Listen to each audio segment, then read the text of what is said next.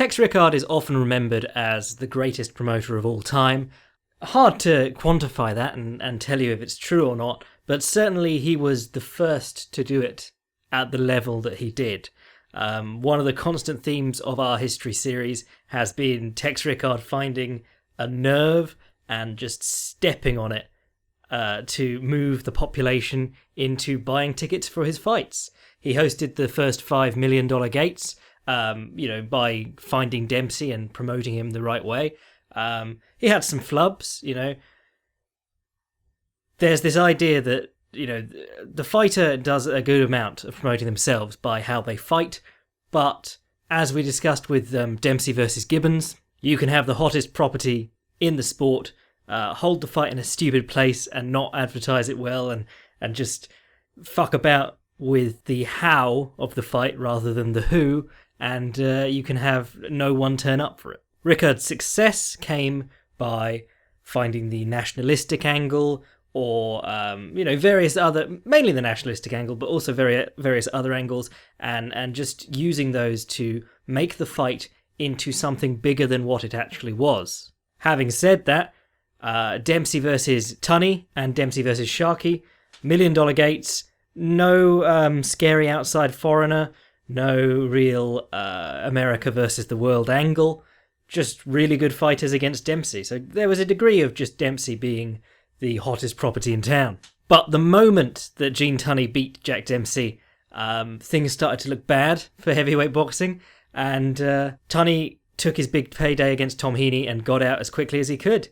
Because the people came to love Jack Dempsey for his knockouts, for his almost animal style of fighting, and his ferocity, and the fact that a lot of guys didn't even make it out of the first round with him. Tunney had none of that. Sharkey was hit and miss at best. Schmeling had a tremendous right hand, but again, not an awful lot of killer instinct, and won the title on a low blow, which is never gonna, the manliness that the heavyweight title entails shouldn't be traded over by like that. And Primo Carnero was gigantic, but a bum.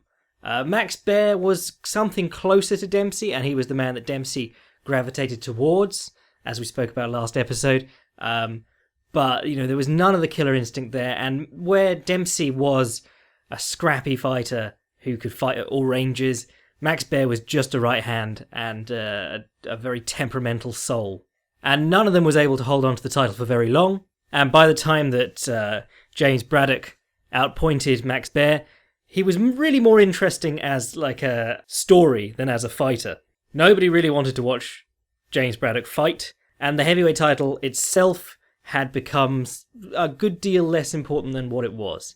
Because one of the most important things to any fight fan, and you'll find this in any combat sport, if you want to sell anyone, consistency is key. Doesn't matter if they can't always knock the opponent out, but you've got to get the wins. You can't have a guy win the title and then lose it again, lose it next week. You're just inspiring WWE levels of disinterest in the title, and it's supposed to be something sacred, and it becomes something much less than that. Particularly the heavyweight title, which is supposed to be the absolute title. Once you win the heavyweight title, you stop fighting more than once a year. Your fight is the big event of the summer, and you can see this especially with guys who come up from lower divisions. Gene Tunney as a light heavyweight was fighting every other weekend, and then as soon as he gets the title, he doesn't fight again until, considerably later, and then against Tom Heaney, and quits the game.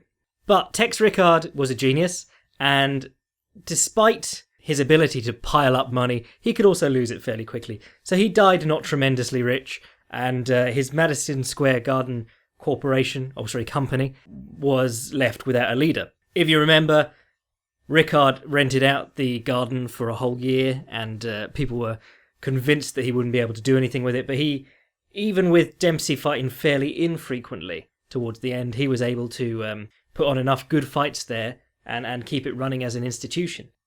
And the Madison Square Garden Company also hosted other venues around New York. His apparent successor would have been Mike Jacobs. A lot of people thought Mike Jacobs would get the gig as head of the MSG company, but he did not. The role went to a guy called James Johnston, who you'll remember from our Depression episode.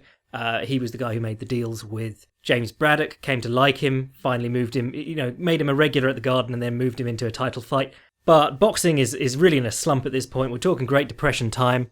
Really, there is no space for luxury purchases. And while sports in the newspaper is a big thing during depressions, people can't go and see it, which really takes money out of it, which lowers the standard of competition because you don't have guys being able to hope for the big fortunes through it. Johnson made one of the biggest mistakes in boxing history from a promoter standpoint by jacking up the rents for anyone hoping to use the Garden.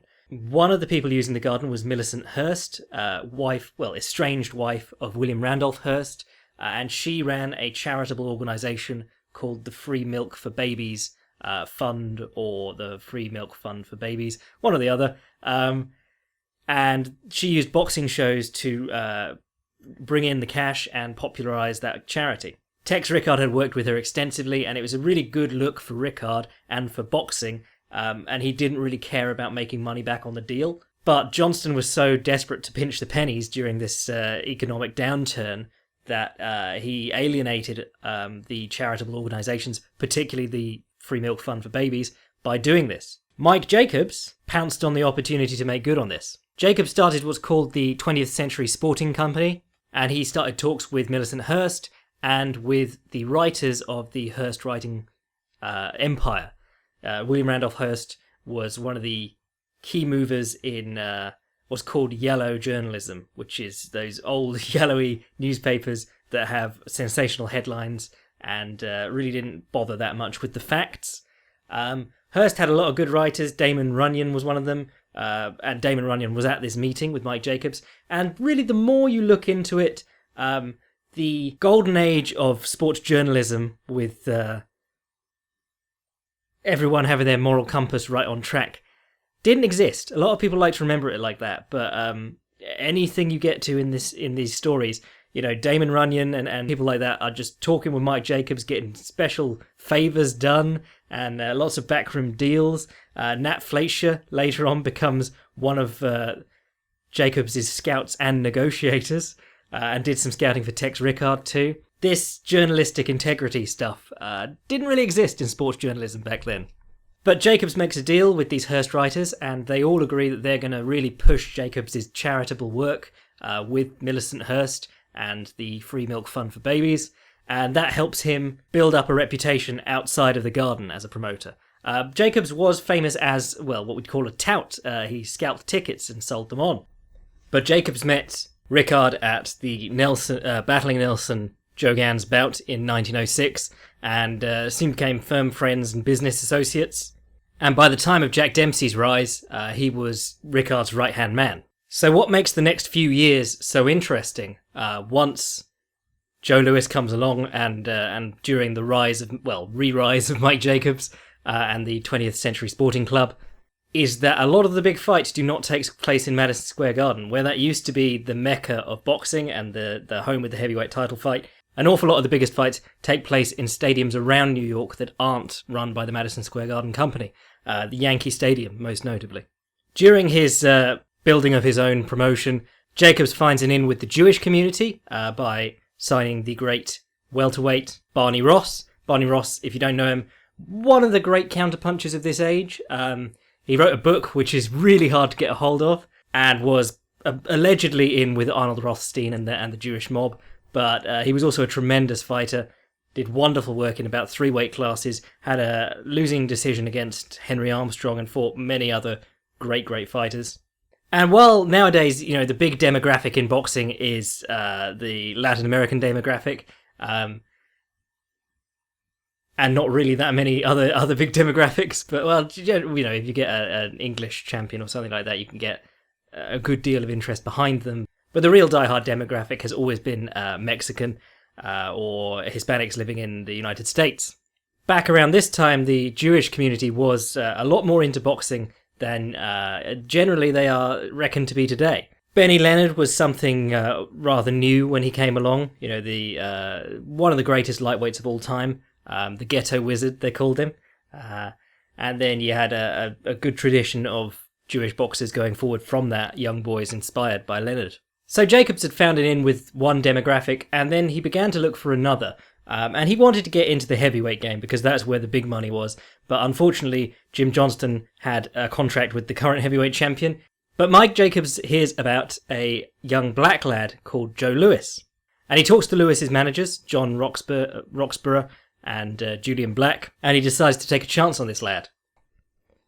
Joe Louis was born in Alabama, and his parents moved him away to Detroit, Motor City, after a run-in with the Klan, and he spent most of his formative years there. His father was institutionalized.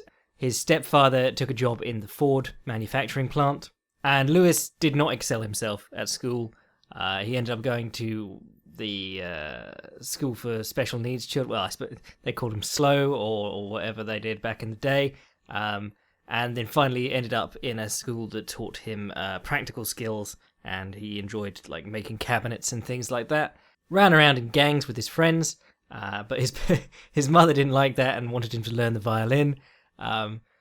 This legend gets told so many times that it's got 100 different ways it goes. You know, that some say that he, in some versions, his violin teacher comes to his house looking for him when he's out boxing, and his mum's like, "What do you mean he's not been coming to lessons?" In others, he hides his boxing gloves in his violin case. But whatever the case, a lad called Thurston McKinney, who is Lewis's mate and an amateur boxer, says, "Why didn't you come and try boxing?" And he picks Lewis apart for a few rounds of sparring, and suddenly Lewis is in love with this game. So he trains at the Brewster Gym in Detroit. Lots of good fighters come out of Detroit around about this time. You know, Sugar Ray Robinson talks in his autobiography about how he really looked up to Joe Louis as he was coming up. And one young man who trained with Joe Louis while he was there was Eddie Futch, who went on to be perhaps the greatest boxing trainer of all time. Really excelled in planning specifically for opponents. He trained 4 of the 5 fighters who beat Muhammad Ali. And to put that into perspective, you know, he had very different fighters when he was doing it. He taught Joe Frazier and Kenny Norton, who are complete polar opposites in physique and skills, to beat Muhammad Ali. So very, very talented guy who'd seen it all, and apparently sparred with Joe Louis back in the day. And his accounts of Joe Louis are really fascinating. But Lewis's first amateur fight, he gets beaten up badly, and it really just spurs him on to get better. And what you'll hear from Futch and anyone else who talks about him at that time is that they'd never seen him throw himself so much into something and devote himself to it. Futch talks about how he just went after each tool and really perfected it, which, as he became a heavyweight with huge power, that's brilliant, because a lot of these guys, a lot of heavyweight contenders, are still just big muscly guys who someone then says to, "Do you want to try boxing?" Whereas Louis comes up as a fairly big lad and develops into a heavyweight with technical ability. Of course, the idea, even for someone who loves boxing, is to make as much money out of it as possible, because he can't do it forever, even as a recreational activity. So Louis ends up partnering with a guy called John Roxborough, who ran a numbers racket, and Roxborough brings in his friend Julian Black from Chicago, and they work as Lewis's managers. And Louis insists that he wants to go professional almost immediately after they meet. Louis had a fairly lengthy amateur career, given that, you know, amateur fights back in this day were pretty much professional fights, but a little bit shorter. Referring back again to Sugar Ray Robinson's autobiography, because he comes up a few years later in the amateur system. Robinson recounts that the way that it was done was that you'd go for your amateur contest, and both the winner and the loser would be gifted a watch. And then immediately after the fight, the promoter would go, "Hey, nice watch, can I buy that off you?" And that was the way that you got paid for an amateur fight. But Louis wanted real money, because social mobility, well, we've discussed this plenty in the previous episodes, but social mobility, even if you can't become heavyweight champion as a black man, there is a good degree of social mobility in the game. You can make some really good money fighting decent fighters. Roxborough and Black set about trying to find him a better trainer, someone who'll just work with him, and they end up settling on Jack Blackburn, but Jack Blackburn isn't particularly settled on them. Jack Blackburn is one of the most fascinating figures in boxing. He's up there with Cus D'Amato and Eddie. Eddie Futch is a little bit more documented than Jack Blackburn, but Jack Blackburn was a bad dude, and I mean that in almost every sense you can say bad. As a fighter, he was certainly exceptional. He fought Joe Gans 3 times, taking one decision off him. He fought Sam Langford, the heavyweight, who ranks among the greatest knockout artists of all time. Sam Langford, who Jack Johnson fought while he was young and inexperienced and then didn't ever want to fight again. Sam Langford, generally considered one of the best heavyweights to never get a shot at the crown. As a lightweight/welterweight, Blackburn fought him 6 times, lost 1, drew 4, no contest in the final bout. A welterweight being able to do that, and also being able to compete with the greatest lightweight of the era, tells you that this guy was pretty good. Except he didn't ever get the really big paydays, and he had a total chip on his shoulder about it, which is fairly understandable. He also had a very nasty temper and a habit for drinking. There's plenty of stories about Jack Blackburn's outbursts and things like that, and it's hard to get to the bottom of how many crimes he committed. Ray Arcel famously said that he killed a bunch of guys in an interview where he was very positive on Jack Blackburn. But varying accounts, he was involved in a shooting spree. Another account says that he was out with his wife, who was also a white woman, got into an argument with another man and his wife, and then shot all 3 of them. At any rate, he ended up doing a couple of stints in jail, one of them for manslaughter for 15 years. And as I just pointed out in that story, he shot his own wife during a confrontation. That is a theme with the Jack Blackburn stories. He seems to be able to lash out at the people closest to him. He has a really big, nasty scar all down the left side of his face from a knife fight with his own brother. And he tells Joe Louis that he's going to have to behave himself perfectly outside the ring and be the best heavyweight in the world inside the ring if he ever hopes to get anywhere as a heavyweight. Which is probably not the advice that someone like Jack Blackburn should be giving, as his behaviour outside the ring is atrocious. But Roxburgh and Julian Black put some trust in him, and Blackburn's pretty reluctant to take Louis on, but he is broke. It is the Depression. He's trained a number of white fighters, but now he just hasn't got anyone to train, and they're offering him decent money for this. So he goes into the venture almost like, well, if you guys are stupid enough to pay me for this, and he's very open about the fact that he doesn't expect Louis to get anywhere. But by all accounts, Louis went from strength to strength under him, and, we only have film of Louis after a certain point, but he does become a beautiful fighter, and I'm not saying that lightly. I mean, I believe Eddie Futch called him the most beautiful heavyweight he'd ever seen. Certainly I've heard Freddie Roach say similar things. We'll talk a little bit about Joe Louis's style now, actually.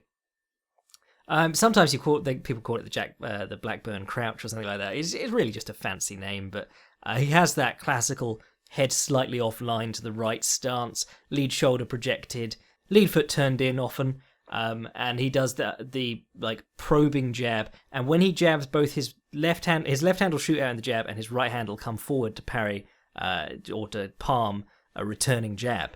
Throughout his career, one of the things that you'll see a lot, he uses his right hand to smother jabs so much that the guys who do catch him with the big blows tends to be like a big wild left hook around the side of that hand, because it will come forward and expose his right jaw. Typically, that's the punch that catches him out. There's stuff that he does get caught with intermittently through his career. We'll talk about the various weaknesses, but a lot of what he did was just slowly plodding, thumping in the jab, and he did. They call even when he was in his prime, they were calling him the shuffling, whatever an alliterative word for black starting with S is. But there's all these guys making reference to his shuffling style, and going, in the modern era, people are like, oh, he's shuffling, he's too slow, blah blah blah blah. But if you watch his fights in his prime, his feet were fast. He just uses a very economical method. He'll shuffle slowly in, staying on balance, and then he'll drop away from the opponent with another shuffle backwards when they come in. His best punch easily was his right hand. There's been 100 heavyweights with a terrific right hand. Max Baer, for instance, had just lost the title but had a terrific right hand, except Louis could land his right hand pinpoint accurate on the guy. He could find the opening, shoot it through, and People talk about how fast Lewis's hands were, but I would say that he had fast hips. If you're really getting into the nitty gritty, he throws combinations of power punches. He's very rarely like pat pat pat. He is really trying to knock guys out with almost every punch, but without throwing himself off balance. He's like that Shane Mosley style of boxer, that guy who everything should hurt in their opinion. And there's no right way to do this. There's 100 different philosophies on boxing, but his is very much a speed and power style. And Lewis, if you watch him, you can understand what all those people were saying about him really studying every detail of the boxing game. Even though he was never credited as being particularly bright or a great thinker, he really understands boxing inside and out. And the traps that he sets for guys are incredible. I mean, his right hand, for a start, we'll talk about the right hand first, but in his little book that he put out, the How to Box with Joe Louis or whatever it is, orange or yellow book, very thin, not a lot of photos or text in it, but he lists the right cross and the right straight as separate punches, and the right cross is like an arcing punch, as if to cross over the top of the jab, and the right straight is much more straight and comes inside the shoulder. And you really don't see as many fighters as you should with that dexterity in their right hand. They're understanding that it needs to go in different ways. Guys understand that the jab has to go in all over the place and the left hook, but they'll really just have that one power right hand and throw it the same way, or one of two ways. But Lewis really found the openings and threw it through them, rather than, he's open for that one right hand that I throw now. He does beautiful work pitching it in like a circular fashion and a straight fashion. He's got knockouts with just about every right-handed arcing punch or straight punch you can think of. But where a guy like Max Baer or Primo Carnera has that power punch and then not a lot else, he also had this tremendous left hook. And he worked beautifully on the inside too. I mean, if you watch his right uppercut to left hook, that combination... I mean, Oscar De La Hoya had a good one, George Foreman had a good one, but Joe Louis's is just gorgeous. He lifts the head up and takes it off with the left hook. And he had this like 8-inch left hook that he could throw in from almost chest to chest and knock the guy unconscious. He also had a beautiful left hook counter that he used going backwards. So he'd plod in with the jab and then he'd give it a little bit of ground and left hook. And he was trying to do that against two-ton Tony Galento, who we'll get into later briefly, but... Galento was one of those big fat guys with a massive left hook, and there's been a few of them throughout history, but that one punch can make you so dangerous, and the story goes never hook with a hooker, or rather the saying goes never hook with a hooker. But Lewis was trying to draw him out and land the hooks in the wake of Galento's leaps. Futch himself said this actually, that he had this left hook where if you threw a left hook at him, he could start his at the same time, throw it shorter, and still hit you harder than your like loaded up left hook. He also did a lot of neat things, like he'd check the lead hand with his right hand, and instead of putting in the jab, he'd step his right foot in and dig in the left uppercut to the solar plexus. He had a lot of little punches like that. Very technically savvy. He had so many looks, and this tremendous punching power. And very similar in his footwork to Sugar Ray Robinson. I mean, Sugar Ray Robinson danced a little bit more, moved around a little bit more, led, as in danced away from the opponent, drew them out to him. Lewis was very much a guy who got in front of the opponent, said, I'm going to probe you in the face, and then you're going to come back at me and I'll counter you. Lewis was a little bit more leading them around the ring. But that classical left foot on left punches, right foot on right punches, sort of working your way in, sometimes called pyramid footwork. If you're looking at that sort of style, Lewis and Robinson are really good examples of that. Of course, the prejudice that Lewis faced and the reason that Jack Blackburn thought he would never get a chance at the heavyweight title was thanks to Jack Johnson. Jack Johnson was a man who relished being loathed for being black, basically.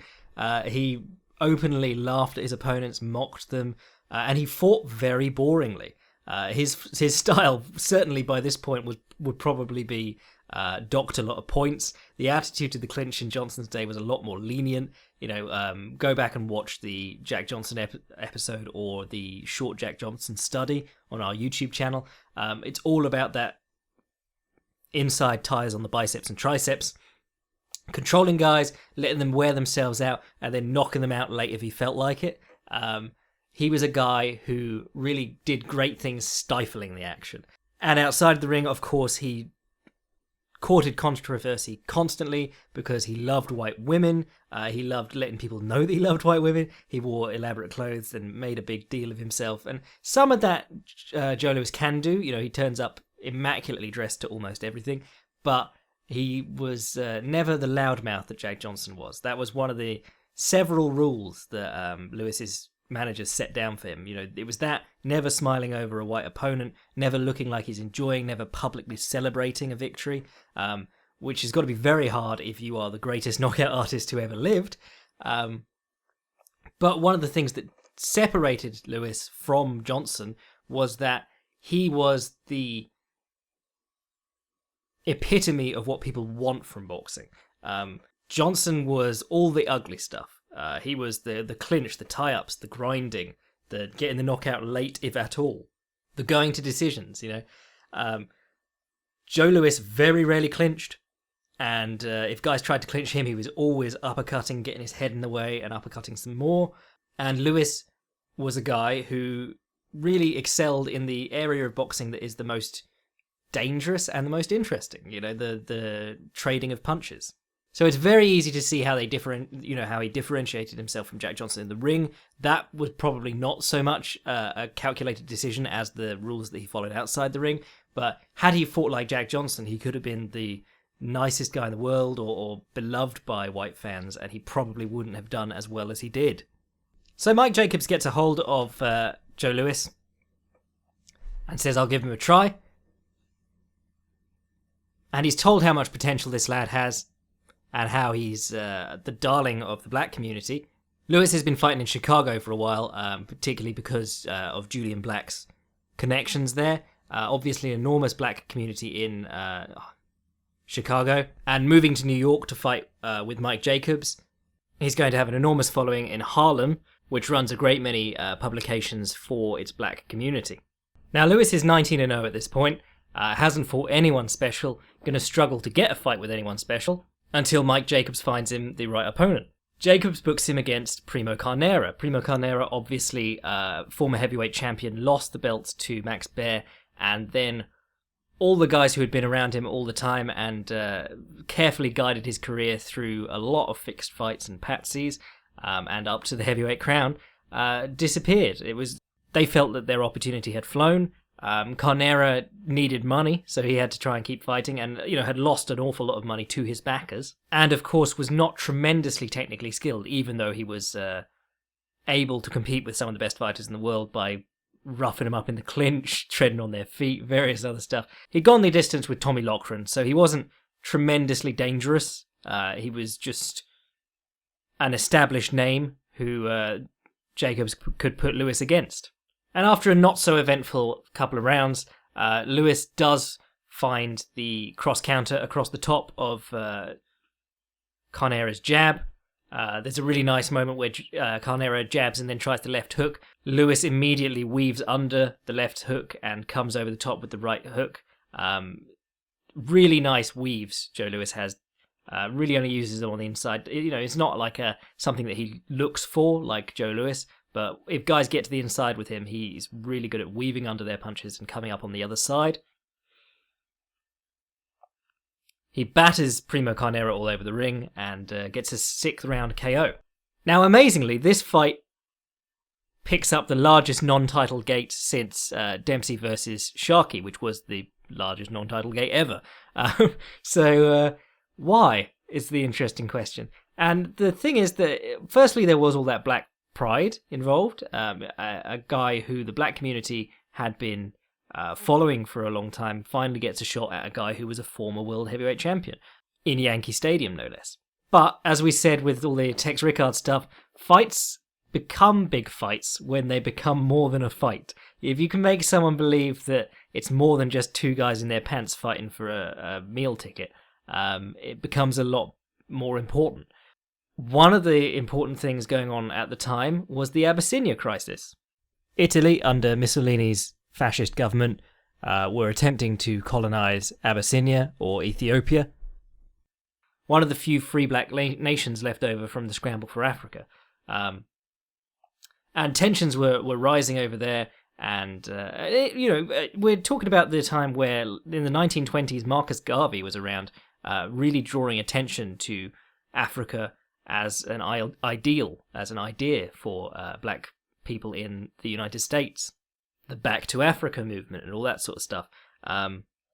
So within the black community, there were eyes on Ethiopia, eyes on Mussolini and Italy, and Primo Carnero, being Italian, came to symbolize a lot of that for a lot of black viewers, or rather listeners, because it would have been a radio broadcast, or readers for the paper. Meanwhile, you had the whole white versus black angle for those who wanted to adopt the white man. You had a lot of Italian Americans who might have supported their countrymen. So there's all kinds of angles with this fight, and it comes to take on enormous importance.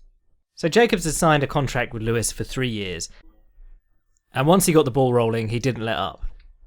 After bumping his record to 20-0 by knocking out Carnera in 6 rounds at Yankee Stadium, Lewis KO'd King Levinsky in July the next month.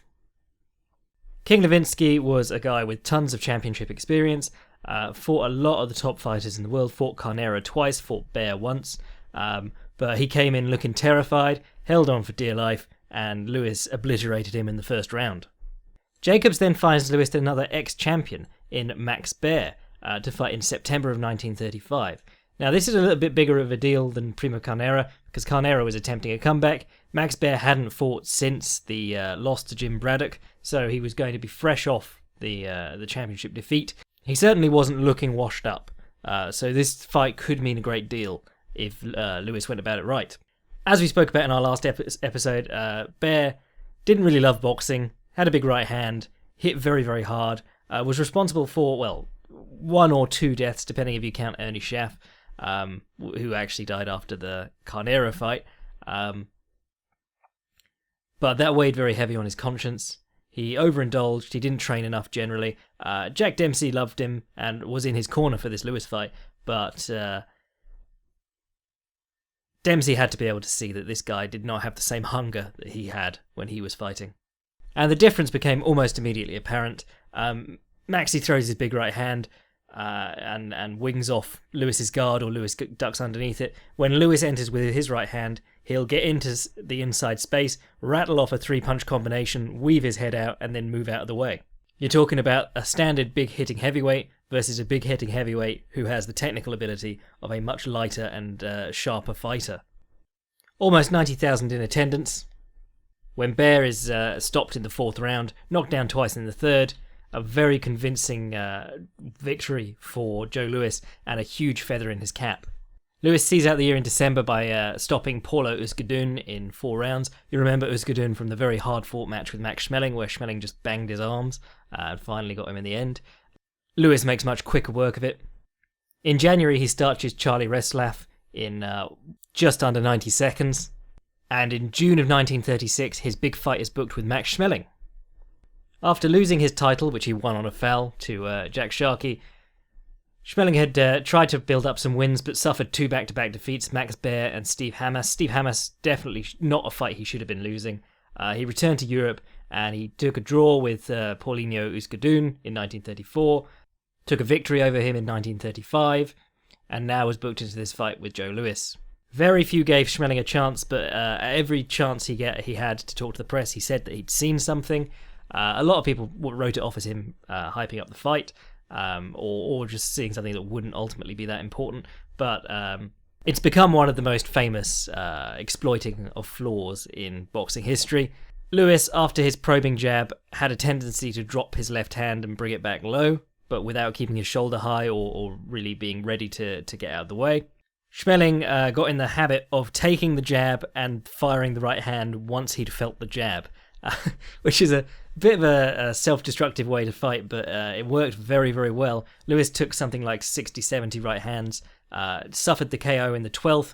In the recaps of the story, it comes across as a crushing defeat and happened very quickly, but he was in there for a long time taking the best punches that Schmeling could throw. Schmeling famous for his right hand and had starched an awful lot of fighters with it. So the fact that Louis took so many is very impressive. Schmeling commented on it, and so did Jack Blackburn.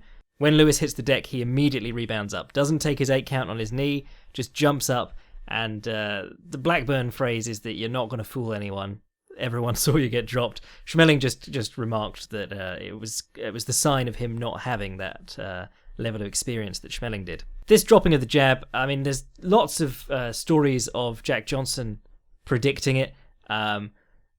Jack Johnson had a bit of an axe to grind with Joe Louis because allegedly he had attempted to take over as coach from Jack Blackburn, but Lewis's handlers wanted nothing to do with Johnson, obviously. They were trying to distance themselves from his image as much as possible.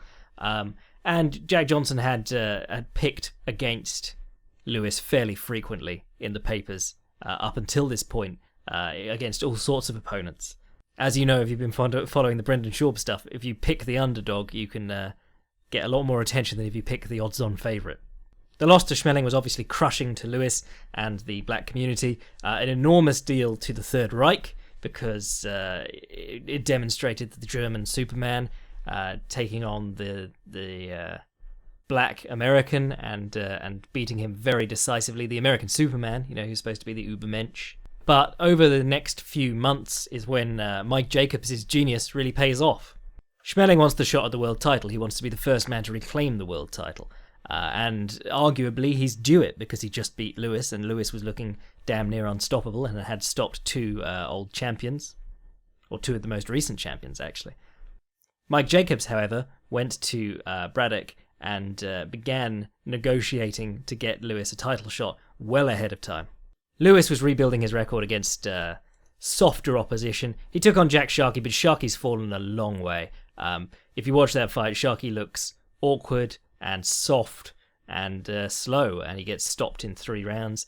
Trades left hooks with Lewis at one point and suffers. It happens a lot. Guys get in close with Lewis, try and left hook him. His is sharper, and he knocks some spark out. After Lewis, it's Al Etar, Jorge Brasicia, not big names. Bob Paster's pretty decent, but aside from that, really not much. Just racks up 6 wins on the trot. But the more the months progress, the more clear the situation in Europe becomes to American citizens. The anti-Nazi League is a big thing coming into the US, and obviously enormous Jewish community in New York. While we're not talking about the Holocaust or anything at this point, the Nazis came to power on scapegoating of the Jews. If you read Mein Kampf, it's just all about the Jews.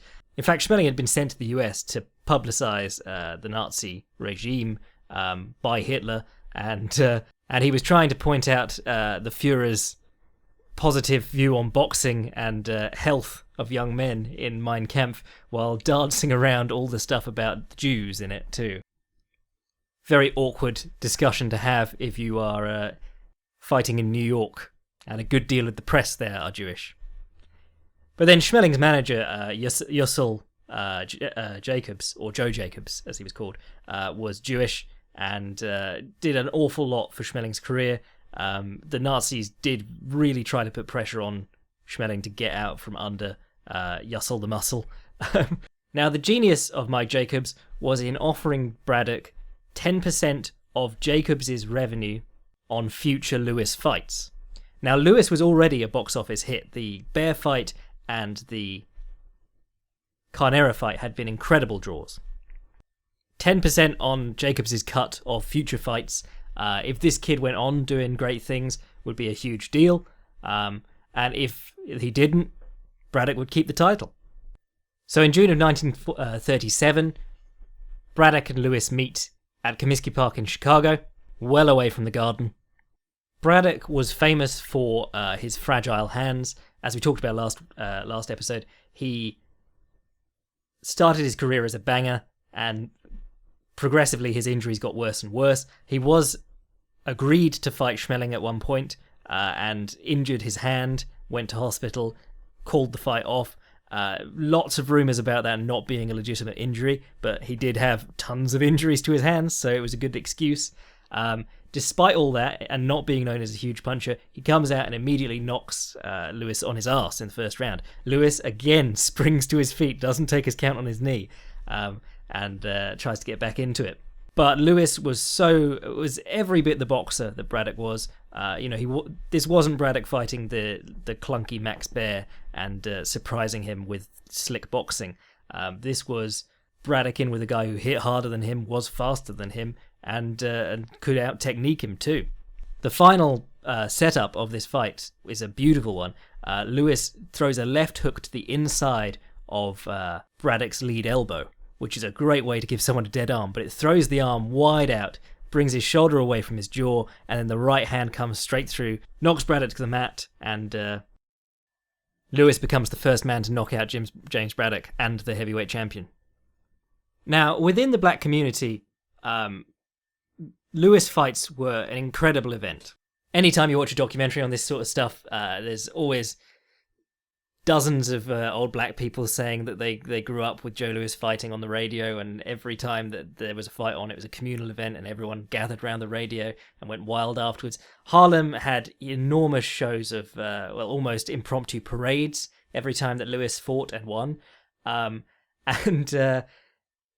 When Louis lost to Max Schmeling, the death toll of the radio broadcast was something like 10 or 11 people.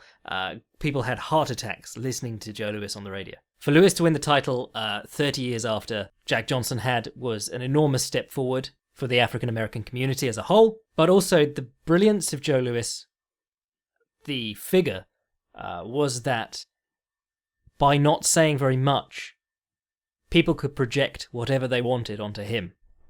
His silence and well-considered remarks, and really not giving a lot about himself away to the press, meant that he could be considered slow or dim-witted, but it gave no ammunition to people who wanted to associate him with Jack Johnson or the rowdy Negro or anything like that. Whereas that same silence could be interpreted any way by his supporters and followers. Schmeling was naturally furious by being cut out of the title fight that he felt he deserved, and what he did was to seek a fight with the British Commonwealth champion Tommy Farr. Tommy Farr, a Welshman, and in that match, Schmeling felt that he could put forward a case for being the world champion, the winner of that, the German champion or European champion or whatever, versus the British Commonwealth champion. Mike Jacobs, being the savvy man he was, tried to get Farr to fight Louis instead. He had such difficulty with it, in fact, that he asked Nat Fleischer to ask Farr and negotiate with his team instead. Nat Fleischer, founder of Ring Magazine. Again, we're getting into that journalistic integrity stuff. Once again, Jacobs was able to seal the deal with a good offer, and Farr fought Louis in August of 1937, just a couple of months after Louis won the title. Now, this wasn't a rapturous start to the title defences of Joe Louis. This one went 15 rounds with a hard decision, and Farr gave him a very good fight. Fortunately, what happened after this was the start of the legendary Bum of the Month Club. Louis fought every few months against some heavyweight of varying degrees of ability, and he knocked out almost everyone. In the 12 years he was champion, he went to decision just 3 times. Once against Farr, once against Arturo Godoy, who he stopped in their second fight, and once against Jersey Joe Walcott right at the end after the war. So following the Farr victory, he smashes Nathan Mann, Harry Thomas, and then he's booked into the fight with Max Schmeling, a rematch in June of 1938. You're noticing June, Yankee Stadium, again, June is the time for the big fight. And this time he comes out and obliterates Schmeling inside 1 round. He hooks off the jab, he throws his right hand clean straight through after the jab. He's never there for Schmeling's counters, and he immediately hurts Schmeling, sends him to the ropes, bashes him with a massive right hand to the kidney. This is one of those fights that they showed Muhammad Ali, or rather he was probably Cassius Clay around the time they showed him it, while he was coming up and claiming that he was better than Joe Louis. And Muhammad Ali said, "No, you wouldn't be able to get away with that against me. I'd tie up. This man's not tying up. He doesn't know how to box." And Schmeling is clearly so hurt that he's clinging to the ropes, turning away from Louis as Louis smashes him in the body. The power of Joe Louis seems absolutely startling to everyone the first time they get hit by it. Some guys he laid out and they just bounced off the canvas, like Johnny Paycheck, an actual guy he fought. And others, like one of his opponents did a full pirouette when Louis hit him. Truly remarkable. But that second Schmeling fight becomes the biggest fight in history. It's 1938, Everyone knows what the Nazis are up to in Europe. Max Schmeling is still the Nazi Superman. He's still the one man to beat Joe Louis, and the whole world is fixated on this fight. The fact that Louis gets it done so quickly without taking, nearly even a single meaningful punch, just cements him as the baddest man on the planet. That one takes Lewis's record to 36-1, and then from then on, it's just a bum in the month, basically, up until the Second World War. You'll notice that in Lewis's record, he really starts to fight far more frequently towards the beginning of the Second World War. What is suspected is that Mike Jacobs knew the way the wind was blowing. He could see all this stuff happening and wanted to get as much money out of Louis as he could before a conflict with an unforeseeable length happened. In January of 1942, Louis fights about with Buddy Baer, younger brother of Max Baer, a gigantic guy who lost the first fight to Louis on disqualification and was soundly starched in the second. And Louis and Jacobs donate his entire purse to the war effort, and the next day Louis signs up to be in the army. At this point, Joe Louis is an interracial American hero. The bout with Max Schmeling assured that. You only need to look at Jack Dempsey for the change in attitudes towards Louis over time. When Louis initially won the title, Jack Dempsey began a search for a Great White Hope. He was talking about putting on a tournament to find a challenger for Louis, to take the title back for the white race. By the time that he fought Schmeling the second time, Dempsey was all praise for Louis. He said, "I'm so glad I didn't have to take those punches. I wouldn't have liked to fight Joe Louis." And that was just a microcosm of the changing attitudes towards Joe Louis across the nation. The old line is, I believe it was in his... I believe it was long after he was retired, but it's the famous line, he was a credit to his race, which was one that writers used all the time of Louis during the pre-war years. And whoever said it went on to say, the human race. Louis was beginning to transcend race in America. And his going to war helped his image even more, as well as the enormous donation that he made towards the war effort. This is always an important point that isn't really brought up, especially when you're talking about Cassius Clay and his refusal to be drafted later on. There's an awful lot of talk about cowardice, and really not the case with a professional fighter. If you are a professional fighter or a celebrity of high standing, you are not going to be on the front lines. Louis was in a troupe with a group of other black boxers, including Archie Moore and Sugar Ray, and they basically boxed exhibitions and were part of the entertainment corps, and occasionally taught classes and things like that. They were there to boost morale. There was never any danger of them being involved in conflict. Meanwhile, Max Schmeling, either due to, depending on which story you read, either due to falling out of Hitler's good graces, or due to feeling like he needed to prove something or give something back, becomes a paratrooper, and he's actually involved in combat. So if you ever hear anyone saying that about Cassius Clay, that he was scared of going to war or anything like that, remember that he wouldn't have been in combat, more than likely. So Louis spends the next few years entertaining the troops and earning a symbolically low salary of a few $1,000s a year. The problem is, he still owes back taxes on the enormous amounts of money that he was earning before the war. To put it in perspective, Babe Ruth, who, in fairness, was pretty underpaid for what he was bringing into the Yankees in the 20s and 30s, was earning 20-30 grand a year, and was one of the highest paid baseball players. Louis could earn $400,000 a year in a standard year. With the amount that he fought and the amount of interest in his fights, he was the biggest box office draw that sporting events had. The problem was, as with all fighters to come after him who made fortunes, he had no idea how to handle it. It's very easy to laugh at the professional fighter for being, for overspending and not holding back money for their taxes, until you consider a great many professional fighters come from very poor backgrounds. Lewis was the son of sharecroppers. Worked in his stepfather worked in the Ford factory. He was never a guy with a lot of money. Generally, very few of the best fighters in the world come from privileged backgrounds. There are some, but most of them come from a need to fight. Then consider that these guys do not have a salary in the same way that another person earning $400,000 or whatever the modern equivalent of that is, millions of dollars a year.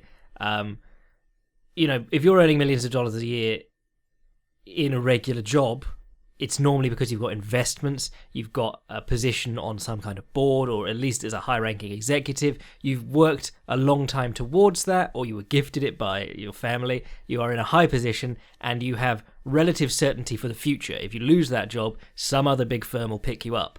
Fighting has no future. You are living in the moment, and you can't count on your next payday, even like a year down the road. You don't know what will happen. You could get injured. You could just fall off badly in your performances. Lewis was one of the most consistent fighters of all time, and he still only had a few years where he was earning that kind of money, and very much towards the beginning of the war, his paydays were dropping off. In fact, it seemed the more that Lewis fought, the less special each one became, and of course he had this very low regard in the media for his opponents by the end, the Bum of the Month Club. If you clear out the logical contenders, your fights are going to be less interesting and you're going to make less money from them.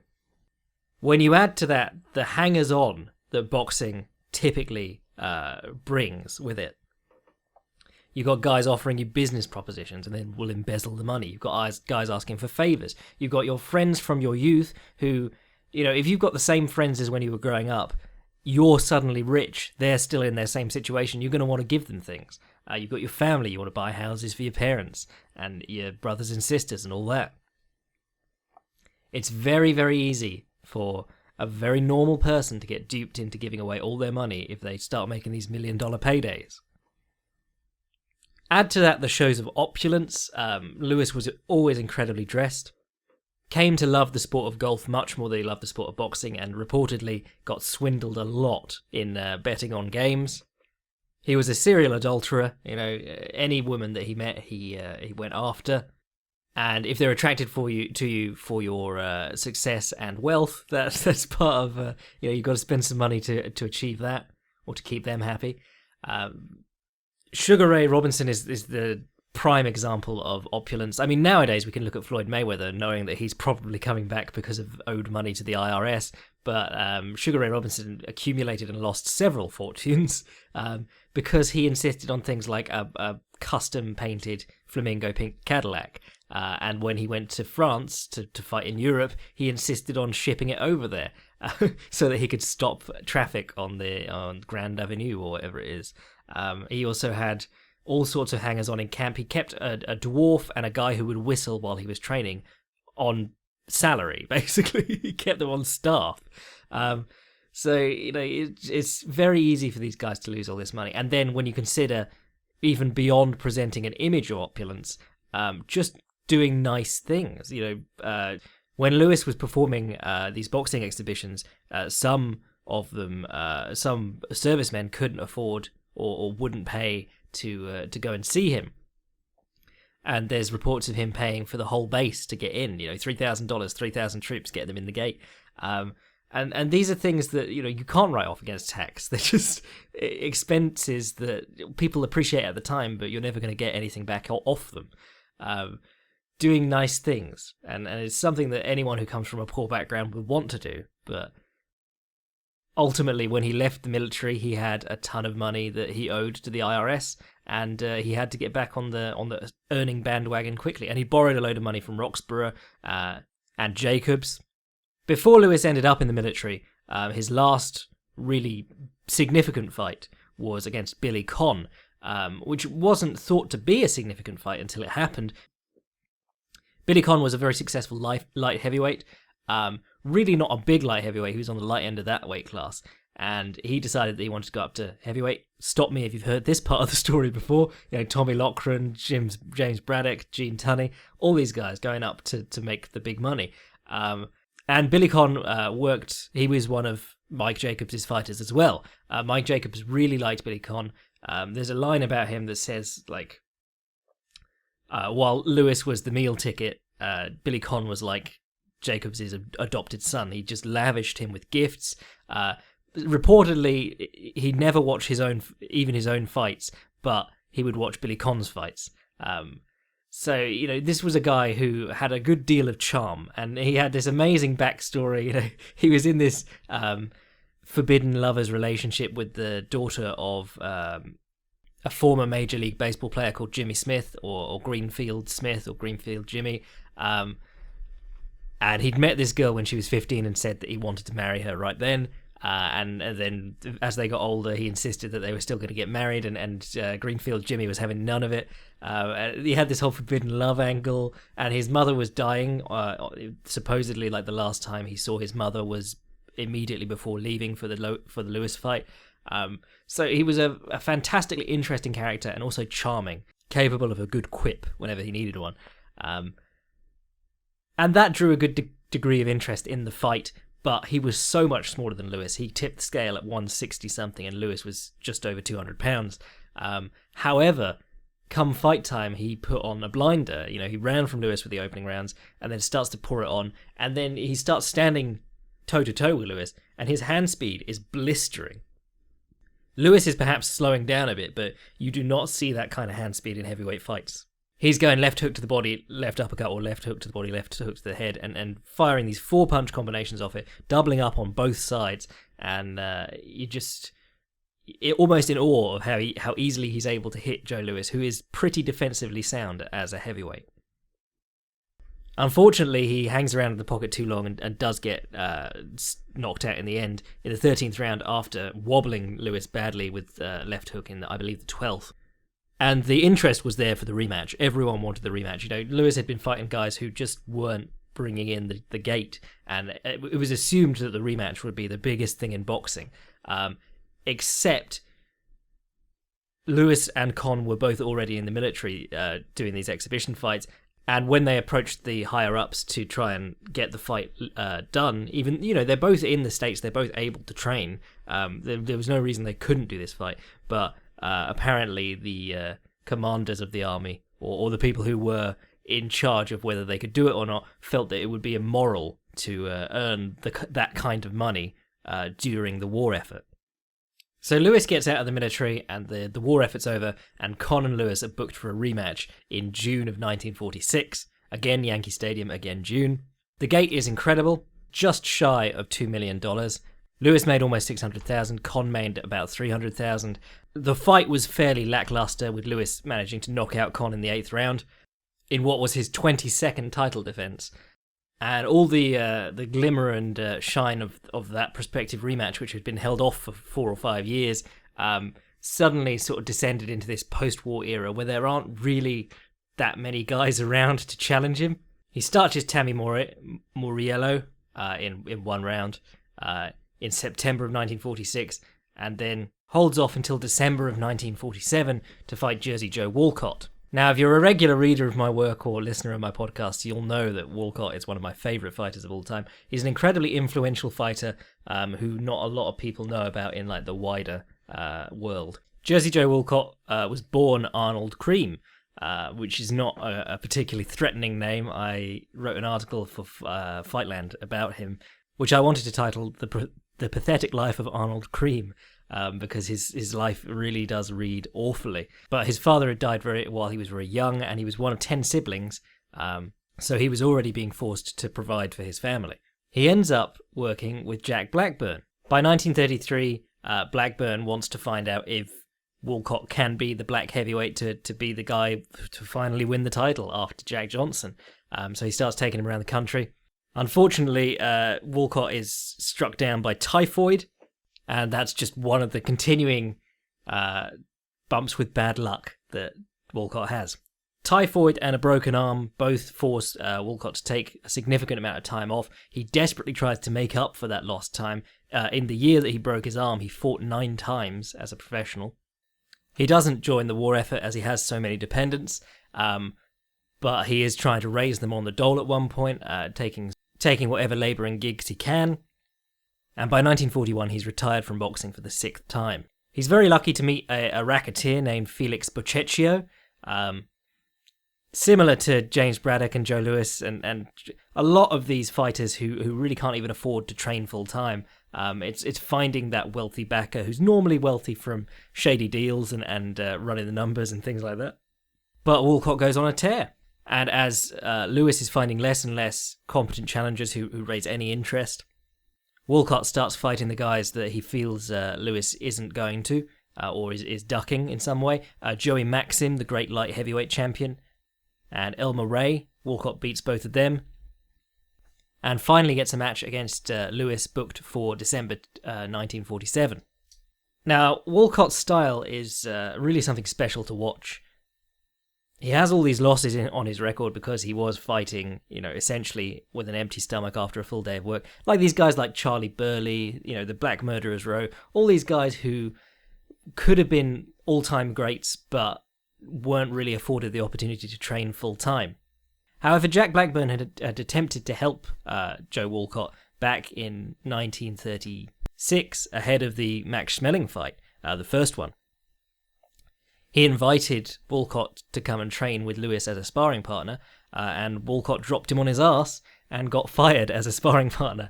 He don't really like that in camps of champions, guys who are going to drop them. But clearly Walcott had this savvy. He just never really brought it all together before. If you watch Walcott's fights, they are certainly remarkable. He has a left hook which he leads with and makes look exactly like a jab. He throws it really short against Rocky Marciano for the first knockdown. He does a lot of feinting and pulling his head back before leaping in. Stuff that doesn't look at all textbook, but he does a lot of jabbing and moving too. And he does this very strange thing, which I don't think I've seen any other fighter do, where he'll pull his left foot back towards his right, almost turning away so that his foot's across himself, and then he'll step the right foot back out so that he's moved at 45 degrees away from the opponent, and back and to the right. And that gives Joe Louis fits in both of their fights. Everyone focuses on the flamboyant stuff that Walcott used to do, the dancing around the ring, the cross-stepping himself. He'd throw the left jab and then step across himself with the right foot and throw the right jab and then pivot back into the left stance. He did a lot of classical side steps and things like that. The shuffling straight in front of someone from one foot to the other, bouncing around. He did this beautiful thing that Lennox Lewis apparently really liked, and Roy Jones used to do it too occasionally, where he'd circle around the ring to his left along the ropes, and he'd leave his right hand out to catch the top rope, and then pull himself back the other way. Really, really slick if you ever see him do it. I've seen him do it in sparring and in one of his fights. Really slick little move that it looks so bizarre until you realise that he pulled himself back on the rope. The wickedly fast change of direction. But this little back step, the Walcott shuffle or whatever they called it, supposedly Muhammad Ali was heavily influenced by Jersey Joe Walcott. So he performed this back step and Lewis would step in behind his jab, and then Walcott would be much further away from his right hand than he thought than he should be. So Walcott, as soon as Lewis stepped in with the jab, would throw out his own jab, lean right back, and come back in with the right hand. And he beat Lewis to the punch every single time on the right hand. After the fight, Lewis said that he could see the openings, but his right hand couldn't. Really interesting way of just lengthening out that right hand and making a guy reach and beating him between the one and the two. So Walcott knocks down Lewis twice on the way to a decision. And in the last couple of rounds, he just dances and jabs. And this is the criticism in the papers. They all say he should have gone after it and beaten the champion. You have to beat the champ to be the champ, or whatever it is. And the referee, who is one of the judges at this point in time, the referee gives it to Walcott. The judges ringside give it to Lewis. And the whole place just erupts in boos. Everyone feels that Walcott was robbed. And they book the rematch for June, the big fight at Yankee Stadium in 1948. This time, Lewis is far more patient. He forces Walcott to lead. He doesn't chase after the cakewalk or the shuffle or whatever you want to call it. That walk away. He doesn't chase after Walcott. He just makes Walcott come for him until finally he does get carried away, chases after Walcott, gets knocked down again. But the fight continues, and Lewis is looking much more disciplined and staying on top of his feet, not chasing after Walcott again. And Walcott comes off the ropes to batter him with a couple of hooks, and Walcott stays there and looks at his work. And then he eats a left hook as he tries to deliver a left hook. It's the classic Joe Louis situation. Trading hooks with Joe Louis is going to get you knocked out. So he wobbles, and Lewis hits him with 4 or 5 hooks on the way down, clean to the head, and he gets the knockout in the 11th round. And after the fight, Lewis says, "This one was just because it was Walcott, just because of that last fight. I am now retiring." But the money never stopped being an issue. He'd paid off some of his debts to Mike Jacobs and people like that. Jack Blackburn was dead, Roxborough was in prison, but he still owed a lot of people money, and he hadn't made a dent in what he owed the IRS. So in 1950, he comes back as the challenger against Ezard Charles. Ezard Charles, another light heavyweight, the Cincinnati Cobra, terrifically sharp veteran of the game, but probably not on Joe Louis's level in his prime. It's a decent fight. Both of them get badly marked up by the end, but Ezard Charles has done enough to take the decision over Louis. Charles is an interesting character in his own right because he was so kept himself to himself a great deal. For a very long time, the boxing press, didn't even know that he was married. And the night that he wins the title, he goes to celebrate in a bar with one of his friends, and as soon as he's recognised, he leaves. He wasn't into big parties, wasn't into the big lifestyle, was just into boxing, and he seemed to have a real love-hate relationship with it too. Now, the rivalry between Walcott and Charles carries on in this time, but that's really a story for another day. We're focusing on Joe Louis today. And Louis begins to mount a comeback over lesser opponents, guys like Cesar Brion, Freddie Beshaw, Andy Walker. Not particularly accomplished guys, but he's knocking them out.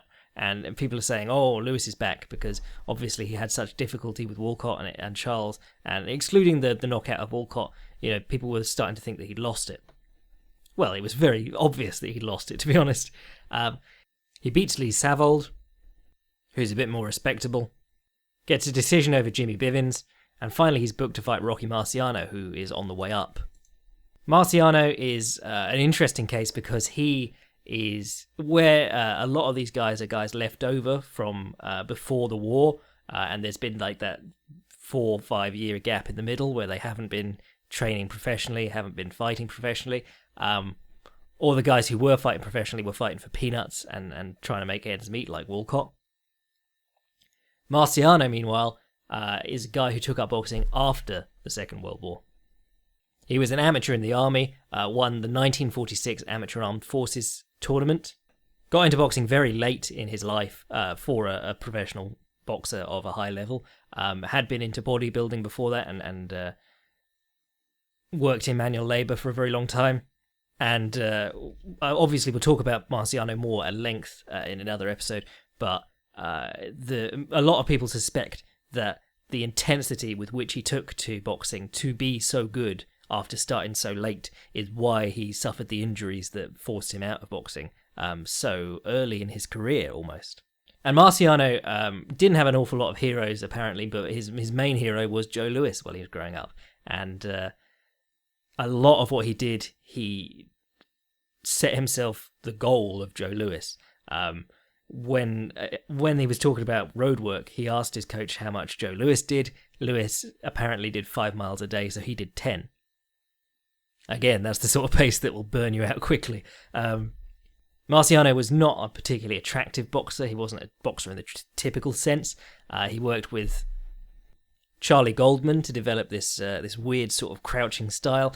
He'd won most of his fights on attrition and hitting really hard and just grinding on guys. And he stopped most of them eventually, but he was on the way to losing decisions against a lot of guys too. If the fight had continued in the way that it did, but he just outlasted guys. But Goldman's job was to try and make him more, not technically sound in the traditional sense, but to try and get more out of him and protect him a bit better. And he did that really well. He'd do interesting things like folding behind his elbows. You see Marciano using smarter setups for his punches and throwing combinations where before he just square up and bang. But Marciano was famously inaccurate and really relied on volume and just hitting with his full force on everything. He used a 300-pound heavy bag, which, if you see it, is ludicrous, but he's still managing to move it around like it's a normal heavy bag with his punches. And then he'll do weaves all the way under the bottom of it, which, again, he retired due to back injuries. And you're going, oh, he shouldn't do that. But he meets Lewis, and Lewis goes okay for the opening rounds, but the pace that Marciano drives and the power of his punches just begins to wilt Lewis, and it's the most heartbreaking sort of defeat that you could watch, because he's not just being beaten, he's being beaten up. And the first knockdown comes off a lovely travelling left hook, which just throws Lewis to the canvas. And again, it's that left hook that's always been the problem, because he really likes technical boxers where he can pick off their jab with his right hand, not the guys who are going to throw the left hook wildly behind it. But the finish comes along the ropes. Rocky Marciano, very famous for missing a lot of uppercuts, because if you throw a lot of uppercuts and the guy stands upright, you're not going to land them. But he raises Lewis's head with a left uppercut and throws a right hand from almost behind him, smacks him square in the mouth, and Lewis falls onto the bottom rope and through. And it's a really sad sight, and all the sports writers focus on the loss suffered by Lewis, not the victory of Rocky Marciano. And thankfully, this is Lewis's last fight. But things don't get much better for him. He continues to owe huge amounts of money to the IRS. Anytime he does a performance or an appearance on stage or anything like that, he did pro wrestling for a while, the IRS would go and take his purse. And it seemed always like he was trying to repay the IRS, but they really didn't make it easy for him, or give him much dignity while he was trying. Towards the end of his life, he got heavily into cocaine use, suffered a stroke, ended up in a wheelchair, and a very sad way for, America's greatest hero to go out. The old story, I believe maybe it was Martin Luther King told it, but it's a bit of an urban legend now, that a prisoner in either a lethal injection or gas chamber, I can't remember which state this was or what they were using, but began to freak out just as he was about to be executed, and was shouting, "Save me, Joe Louis! Save me, Joe Louis!" And the story has been altered, every time it's been retold. But apparently, after that story became popular, people did start saying, "Save me, Joe Louis." I should say this was a black inmate. Otherwise, it doesn't make much sense. But he was seen as Black Superman in many respects. I've heard various forms of the story. One person said that he said, "I knew Joe Louis," or "I sparred Joe Louis." But to be honest, the event might not have ever even happened. So, but it's interesting that Joe Louis came to hold the hopes of an entire demographic on his shoulders, and represent so much more than that. And throughout his life represented different things. He was Joe Louis, the black hero, and then he was Joe Louis, the American hero. And then he became, Joe Louis, sad old man, please stop fighting. But he's remembered very vividly and positively by most of the great sports writers from the golden age of boxing. Nat Fleischer, who saw live every heavyweight champion from Jack Johnson to, I believe, Muhammad Ali, but a lot of them through a good amount of eras, rated Joe Louis as the best heavyweight he'd ever seen. Ring Magazine, Nat Fleischer's publication, in their list of all-time greatest punchers, which takes account of not just how hard someone hits, but who they finished, who they couldn't finish, and who the people they finished were finished by or unable to be finished by. They list Joe Louis as the number one puncher of all time. The great debate is always between Muhammad Ali and Joe Louis. I might write something about that at some point, because their styles match up interestingly. Sometimes he's retconned as this slow, shuffling, awkward fighter, when really, if you see him at his best, pre-war days, he's a lot faster than a lot of people think. The fact that he isn't bouncing around a lot or moving a great deal draws the eye away from how fast he can move when he needs to or wants to. Again, it's like that saying less than he needed to. some people interpret it as being simple. But then if you hear stories from any of the friends that he had during that time, they go on and on about how colourful he was as a character, how when he laughed or smiled it brightened the room, and then you read the press clippings and it's just like this guy never smiles, and when he does it's only with his lips, he never shows teeth. It's really interesting that despite being a guy who lived most of his life in the public eye, a lot of people, well, we generally as the public, don't know an awful lot about him as a person. And I think that's probably the way you want it if you're a celebrity. Say less than you need to, and let people project what they want onto you, because it's a lot harder to project bad stuff onto someone who doesn't say a lot. Again, that's part of the mysticism of Fedor, not saying a lot and also not speaking English allows us to sort of interpret him however we want. But at any rate, Joe Louis is one of those fighters who doesn't get enough credit nowadays, and if I can encourage you to do one thing, it would be try and watch some of his fights. Again, not super high caliber level opponents all the time, but when he did fight the guys like Max Schmeling and the top heavyweights of the day, he still beat them the same way. Anyway, I reckon that'll do us for our episode today. I think I'll be doing another MMA one next month. Still haven't decided what I want to do with my writing. It's looking more like I want to go independent. So I'll give you news when I decide what I want to do. But if I do go independent, I think I want to do a lot more stuff like my article about Jersey Joe Walcott, things like that I take more time over and am able to produce a more impressive piece of literature. But as always, a very sincere thank you for supporting the Fights Gone By podcast and my work. Let me know what you'd like to see for the next one. I'd like it to be something MMA. Maybe Pride, maybe Pancrase, or I don't know. But if you've got any ideas, give me a shout. I've got so many written down from all the suggestions that you guys give me, and I do love putting these out. Cheers.